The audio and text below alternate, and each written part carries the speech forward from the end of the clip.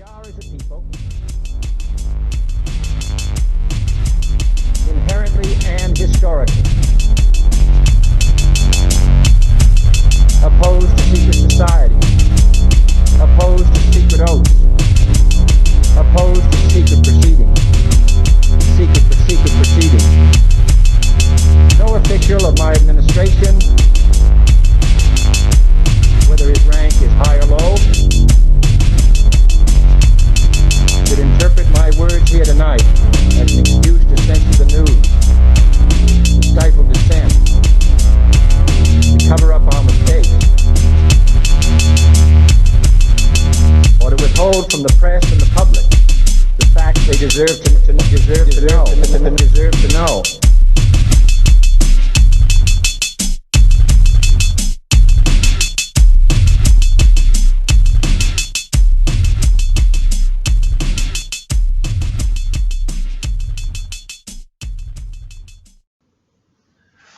Welcome to Conspiracy Corner Podcast.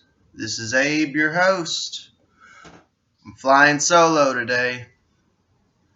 Sammy's at work. I just got off work. Figured I got a little bit of energy in me. I wanted to make a podcast today. So I had this epiphany, this idea last night.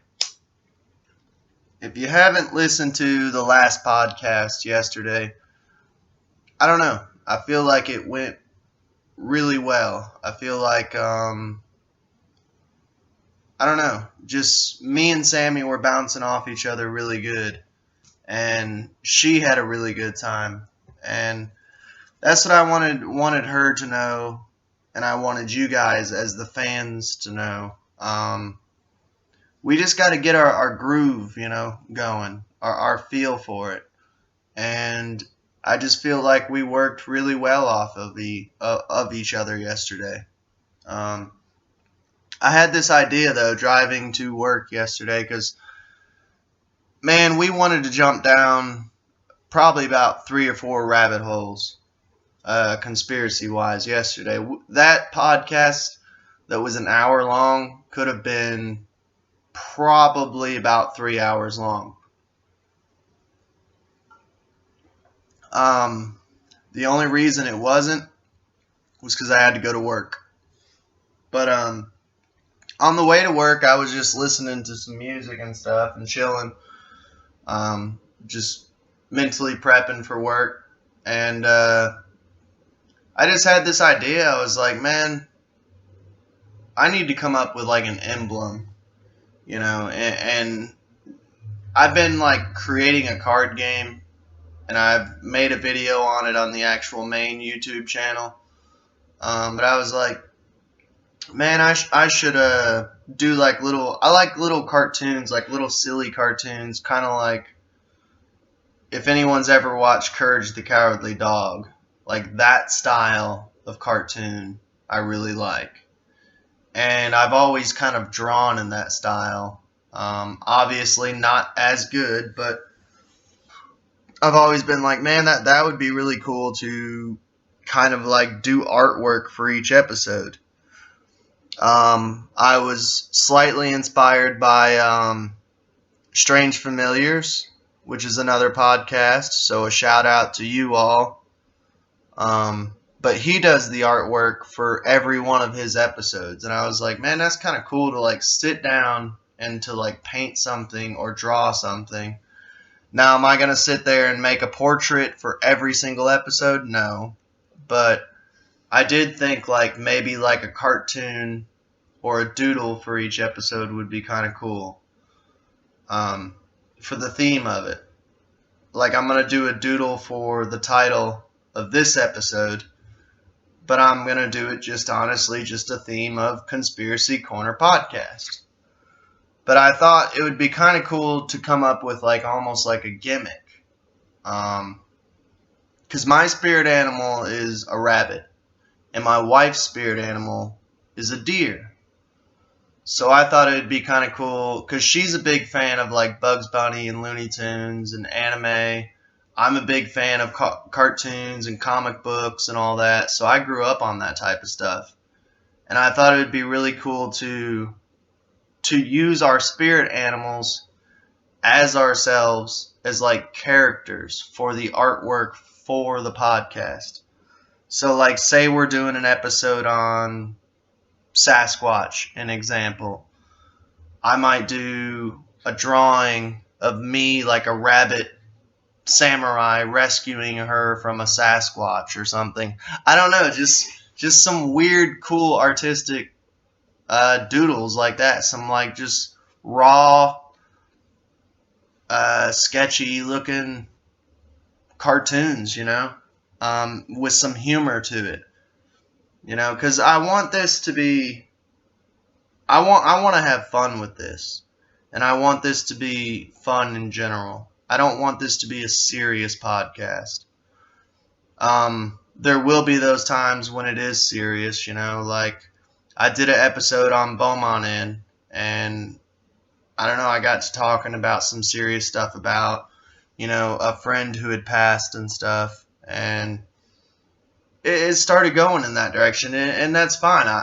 But at the end of the day, I want to have fun doing this, and I do have fun doing this. I don't want you guys thinking that I do not have fun doing this.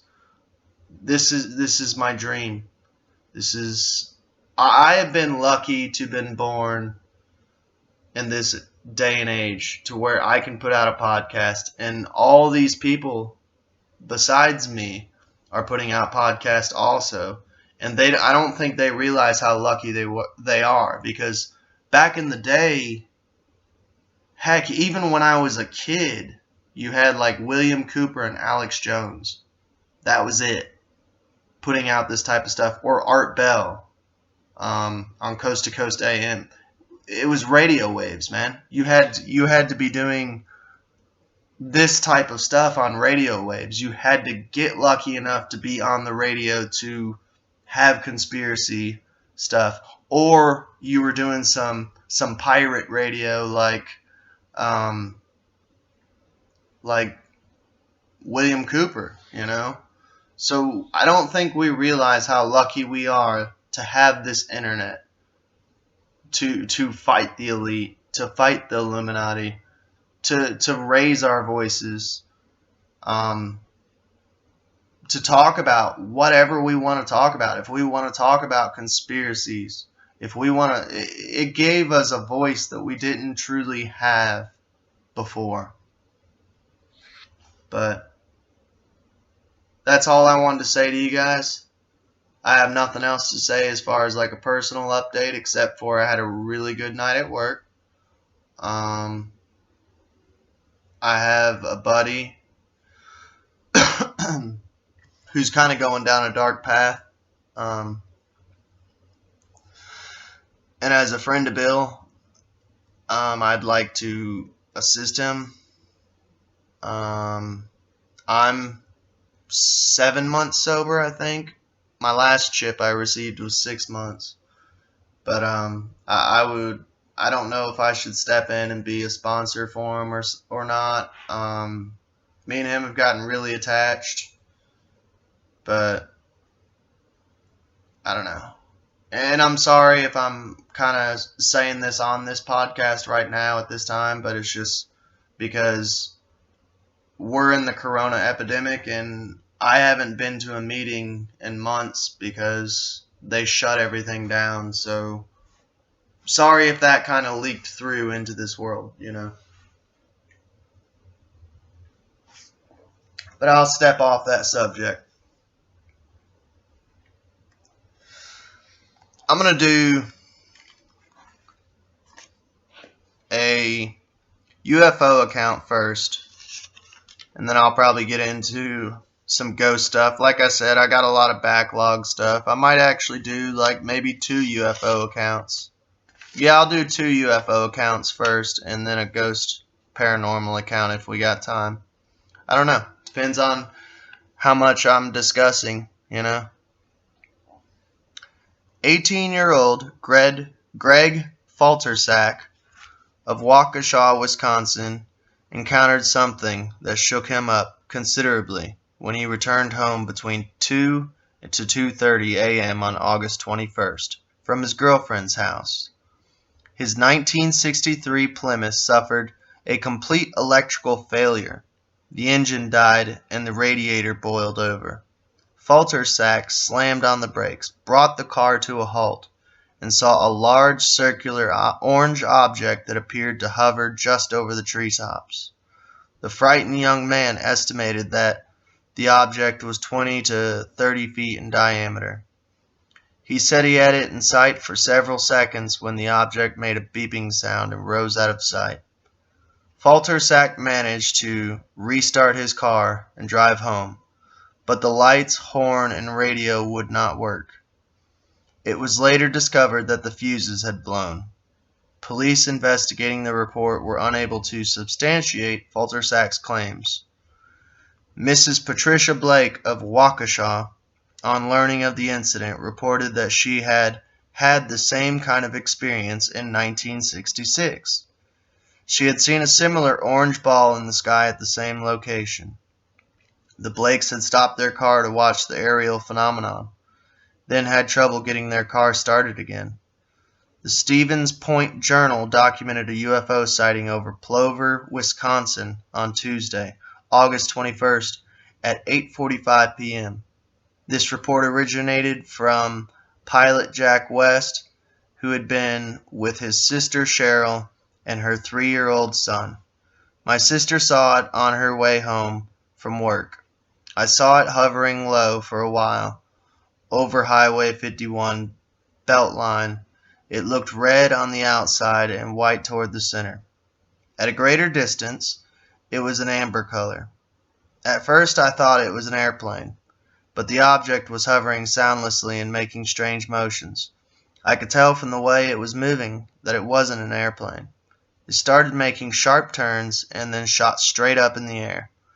Then it made an oval around Plover before heading west toward Wood County. When it began moving west, it took off like a bat. It really went. A series of UFO reports came in from the southern Ontario communities of Bradford, Galt, Waterdown, Guelph in the early part of August, with a multitude of witnesses making public their experiences to the press.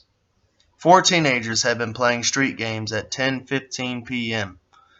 when they glanced up to see an airborne object flash across the sky.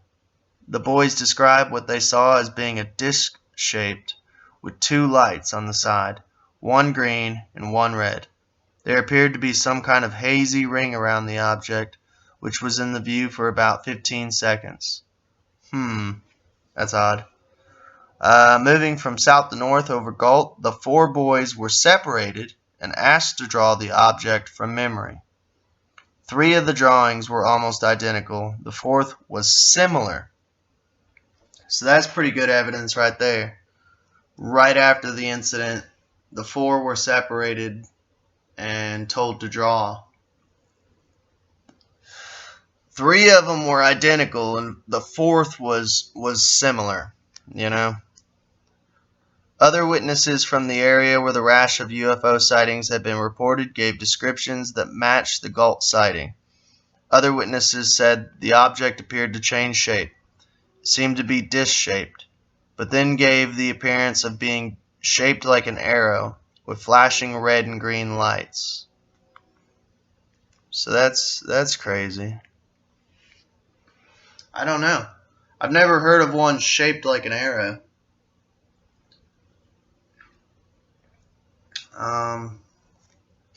Yeah, that's wild.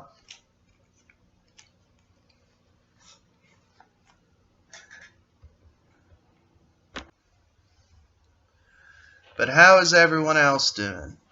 I always like to give my update, you know, when I do a podcast and, you know, the opening of the episode. But I truly do like to hear from you guys, you know, how you guys are doing, what's going on in you guys' life, you know. Some of you guys have given me great info and stuff. Stuff like that, you know. Would you guys like to see more of my artwork and stuff? Let me know in the comments. I even thought about, for people who subscribe, sending my artwork signed and stuff by me and my wife, and you can have it for free. We could just send it to you through a letter, in the mail, an envelope, and there you go. Free signed, autographed artwork that we use for the channel. Free. No charge whatsoever. We're just trying to spread the word out and get the truth out there. Me and Sam, we're a tag team. That's my wife, but I don't know. I got really lucky, man. I got really fucking lucky. Pardon my French, but that's my best friend too, man.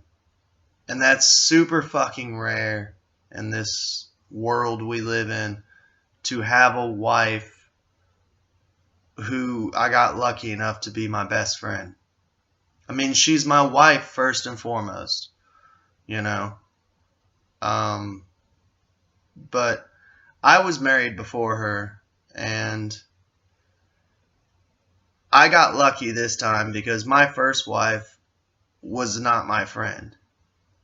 I could not hang out with my first wife and be friends with her. I just was not on that friend level.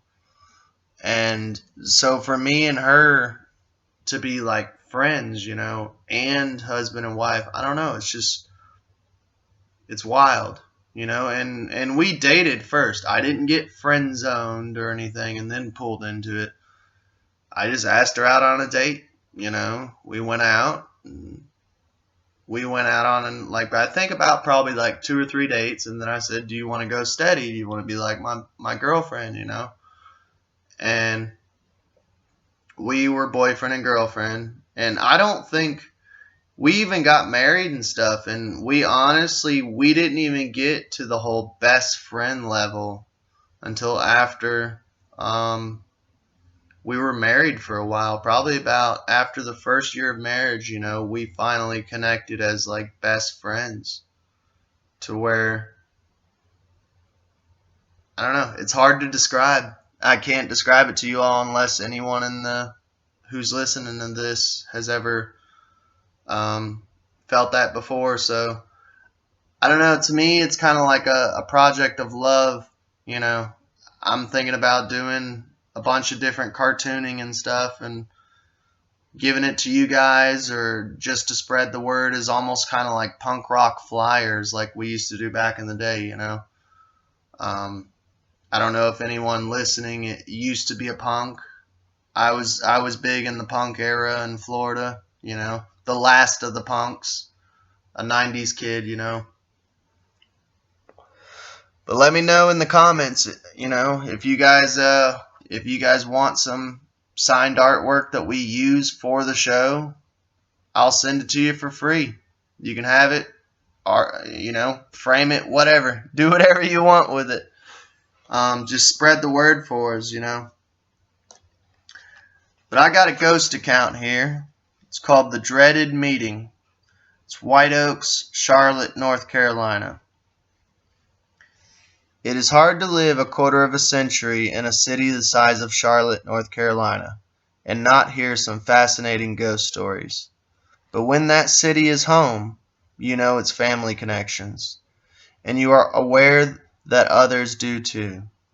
Will they recognize someone or even themselves? And how much embarrassment will a story cause? Keeping to the facts, but with some disguising of names, we will take the risk and relate a story for those interested in the supernatural. Since I was a confidante of the woman in the story, I was able to keep up with the events. She was a writer, and her occupation caused her to meet many well-to-do charlatans.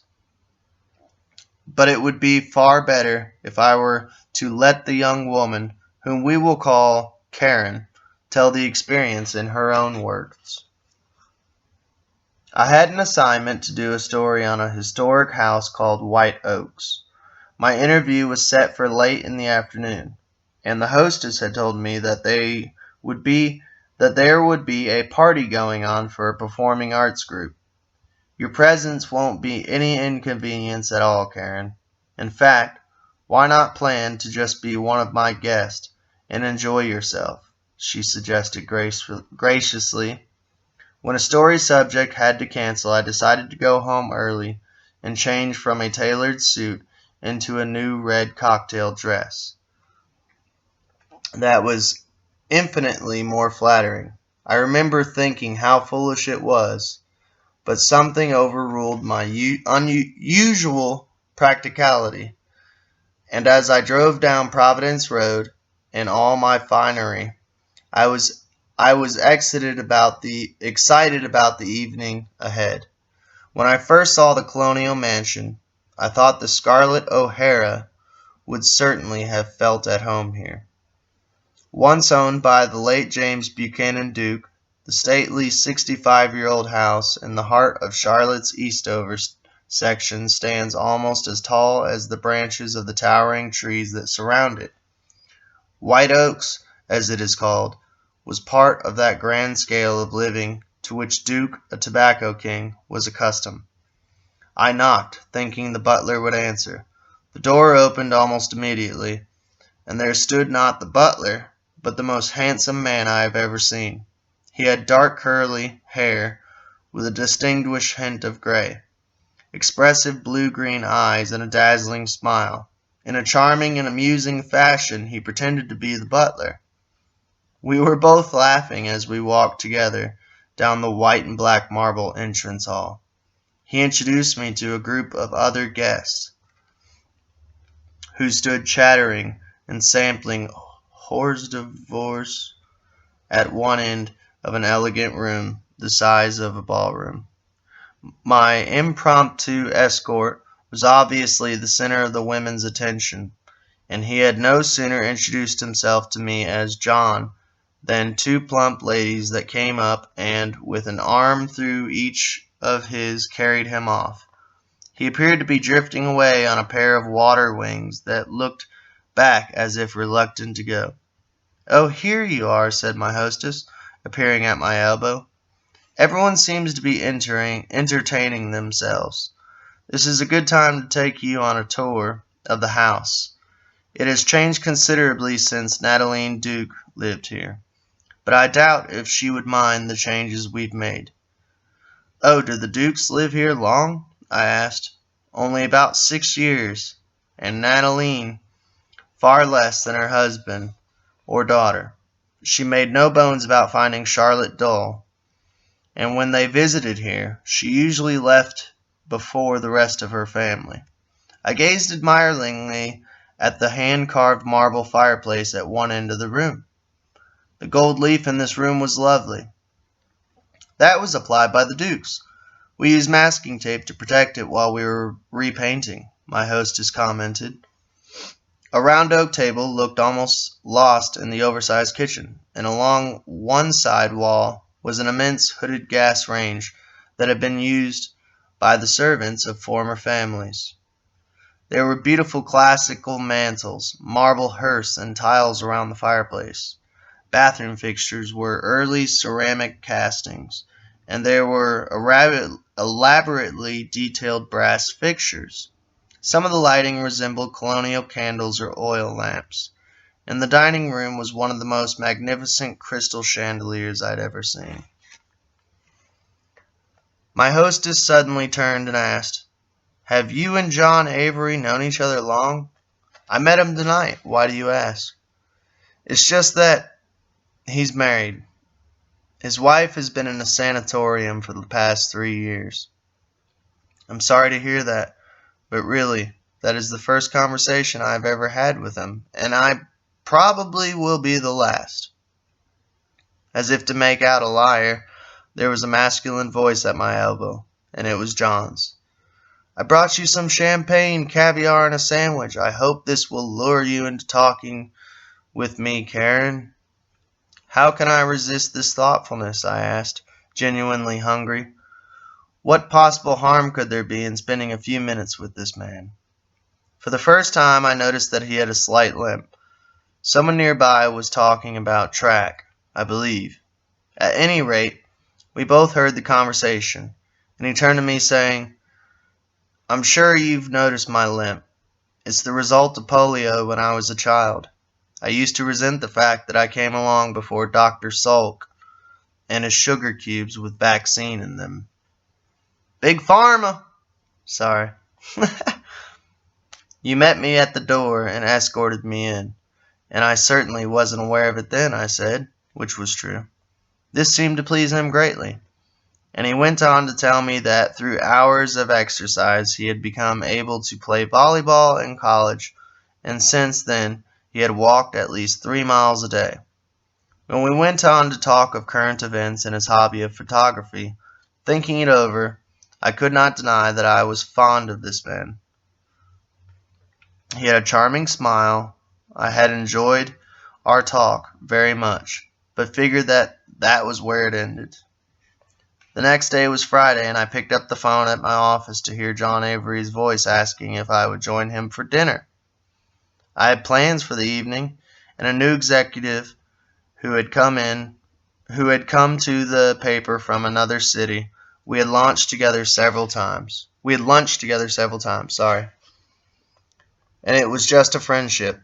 I could have changed our dinner to another night, but I could not forget my hostess' warning. I was polite, but my voice held John at arm's length as I told him I had other plans that should be it. Less than a week had passed when I was surprised by a call from White Oaks with an invitation to return. My hostess was having a few people over for drinks, and among them were a couple who had once lived in the house. If I had not finished my story, she wondered would I care to talk to them. Sorry. Of course I accepted. When we had been seated on the brick terrace at White Oaks for less than an hour when the doorbell rang. In a few minutes I heard the faint sound of the terrace of someone walking with a limp. For some insane reason, I could feel my heart thud. Of course it was John, and I felt that he was surprised to see me as I was to see him. How beautiful it was that afternoon, with the blooms of dogwoods, cherry trees, and azaleas. The other guests went off to tour the house, and John suggested that I might like to go out and look at the gardens and fountains. Buck Duke had done everything well, and there was nothing like it anywhere in Charlotte. How long we stood talking on the edge of a circular garden near the fountains, I have no idea. But I know when we rejoined the others, and my hostess looked at me, I felt some guilt and embarrassment.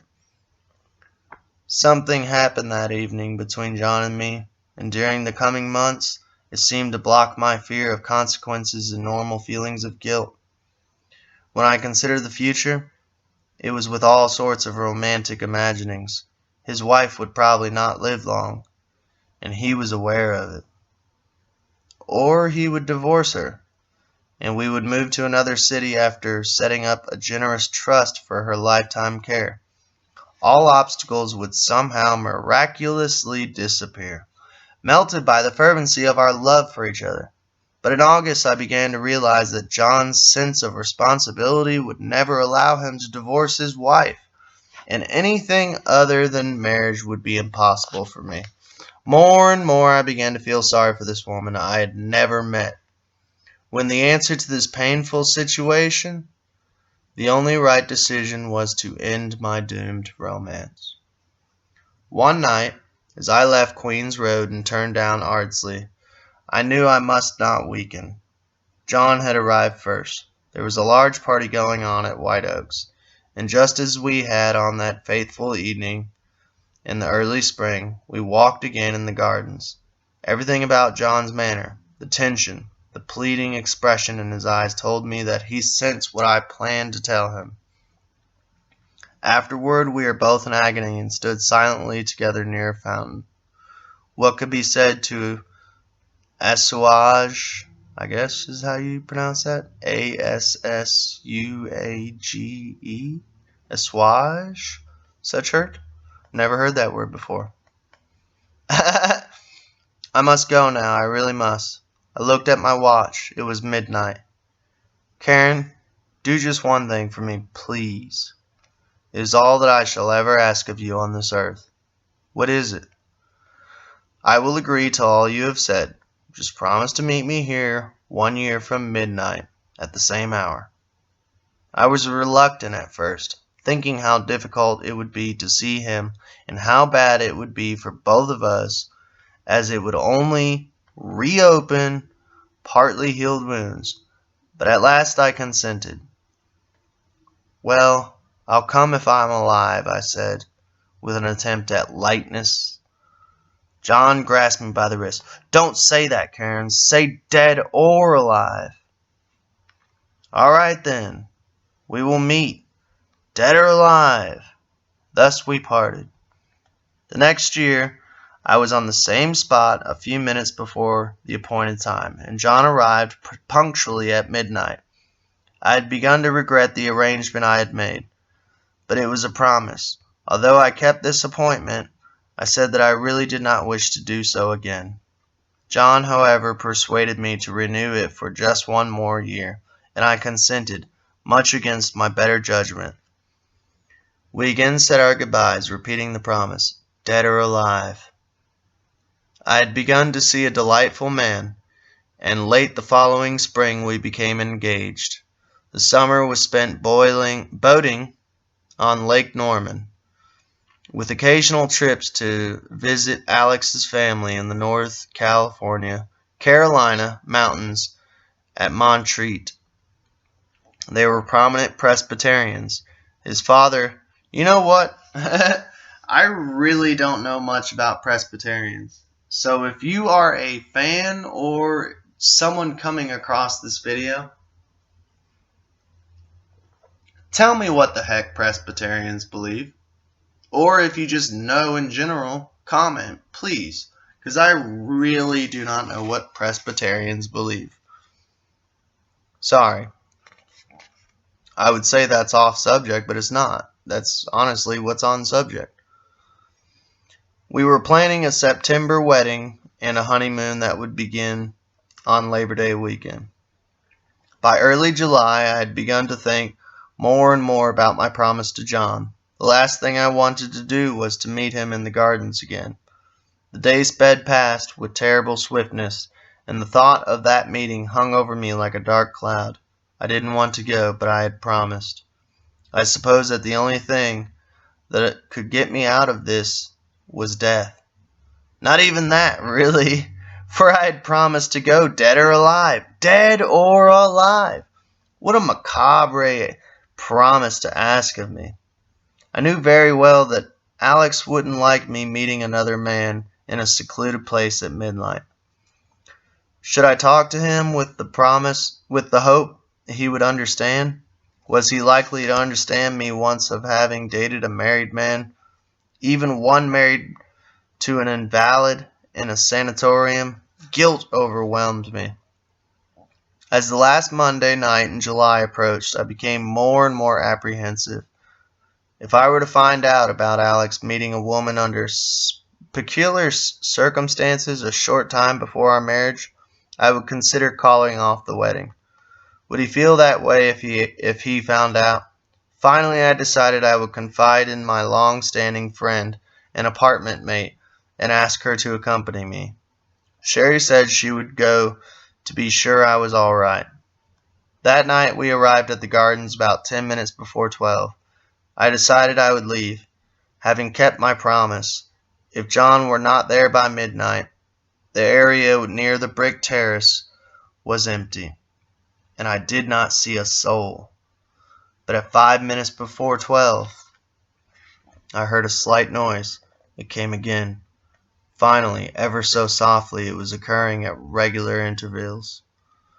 It was the sound of footsteps on the brick terrace, but they were slower than normal, and it had just the slightest dragging sibilance.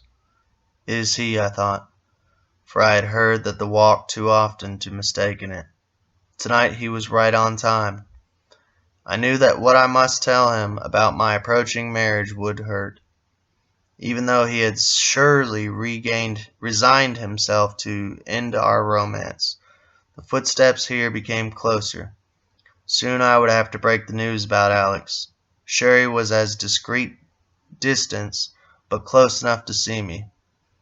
I stood by the fountain in the brilliant moonlight. On came the footsteps. Why so slow? I was not only ashamed to be there, but was growing increasingly angry that I had allowed myself to be persuaded to come a second time. This would be our last meeting, and I would not stay long. I could see John now, and I watched him make his way into the moonlight at the end of the terrace. On he came, past a large azalea bush, and along the drive. It would all be over soon, thank heaven. When he was close enough for me to see him more clearly, I noticed that he was dressed in dark formal attire. He must be doing this for effect, I reasoned, for he knew how handsome I had always thought him in his black coat. Oddly enough, he seemed about to pass me, and involuntarily I reached out my arm with an affectionate gesture to stop him. I was astounded when he walked right through it, and I could feel nothing as he walked over me. I distinctly saw his lips move, forming the words, "Dead or alive." I even heard him say them, not with my ears, but with some other sense. It's called a sixth sense, girl. What sense I do not know, but the words were spoken as clearly as if they had ever been in a normal voice. I felt my blood turn to ice. Hurrying over to where I knew Sherry was standing, I asked Sherry, "Who passed you?" "Let's go. I don't want to talk about it." "Sherry, you know I was coming to meet, and he had to pass you. You didn't mean you didn't see him?" "I heard him coming. I'd know that walk from of his anywhere. And he went right by me, only a short distance away. But Karen, there was something wrong, something so strange about him that it scared me to death. Then I saw him stand in front of you. What did he say?" "Let's leave. We can talk at home." And talk we did, for half the night until finally we went to bed. The next day I phoned a relative of John's on some pretext. I had not spoken to her in months, but almost immediately the conversation turned to John. "You knew he had died, didn't you, Karen?" "No, I've been out of town. It happened last Friday when he was in South Carolina, and we buried him Sunday in the family plot. He had suddenly become ill, and actually was quite delirious toward the end. For the last hour before he died, he kept saying over and over, 'Dead or alive, will I get there?' I wish I could say he had a peaceful death, but poor John must have had something terrible to fear about before reaching hereafter none of us has ever suspected. How I wish I had known it, so I could have led him to the Lord." I hung up the phone in a state of shock. John had been true to his promise to meet me. He had come from even beyond the grave. Ha ha! Well, I know what this podcast is going to be named, Dead or Alive. White Oaks, this is the info if you actually want to go there and visit it. Because I always try to encourage ghost hunting. Unlike most ghost hunting channels and podcasts and stuff, that everyone's always like, "Don't do this at home," you know? And it's like, how did you become a professional ghost hunter? "Well, I started out when I was a kid and had a video camera." And, oh, so you're doing exactly what we want to do, but you're telling us not to do that. So, if you want to ghost hunt this place, it's White Oaks at 400 Hermitage Road in Charlotte, North Carolina. Was built by James Buchanan Duke and is also known as the Duke Mansion. The elegant house is now Linwood Foundation Conference Center. For information, you can call 704-375-4400. But I don't know, if you listen to the last podcast, it's kind of a continuation onto this one. Me and Sam were talking about basically how on the last one, it was a love story between a residual spirit And this one's a love story with an intelligent spirit, with an oath, you know. Makes you kind of wonder, do oaths go on even into the afterlife? We are as a people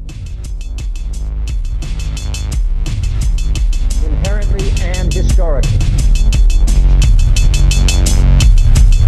opposed to secret society, opposed to secret oaths, opposed to secret proceedings, secret proceedings. No official of my administration,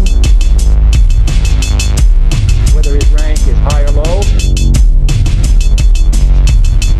should interpret my words here tonight as an excuse to censor the news, to stifle dissent, to cover up our mistakes, or to withhold from the press and the public the facts they deserve to know.